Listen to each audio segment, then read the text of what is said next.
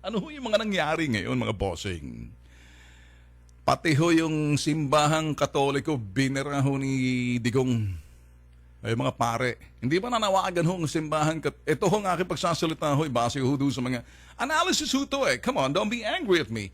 Whether you're Catholic, evangelical Christian, conservative Christian, whatever, as long as you're Christian, and even atheist, na laging galit sa mundo, galit na sa o nawalan Diyos. That's okay if you listen to me. Ito yung aking sasabihin ho sa inyo. Tinira ho ni Digong kasi nanawagan ho yung simbahang katoliko ng bago mag-eleksyon na huwag iboto itong si Digong. Ano nangyari? Sampal ho sa simbahang katolika. We're all sinners at hindi ho tayo pwedeng pumasa sa pamantayan ho ng Diyos kung talagang iniisip ho natin paakit tayo ng langit. Hindi!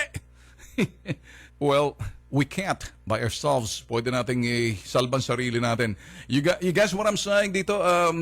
Kung ikay naniniwala sa Diyos, well, believe, trust, faith, and follow, obey. Ganun lang ho eh.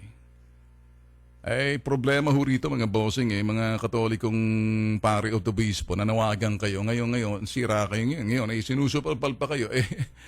Iba raw yung, kumbaga sa simbahan, family planning, etc. And then si Digong, he will implement responsible parenthood at the same time, yung mga kung ano yung mga bagay na kinukontra ng simbahan katolika yan.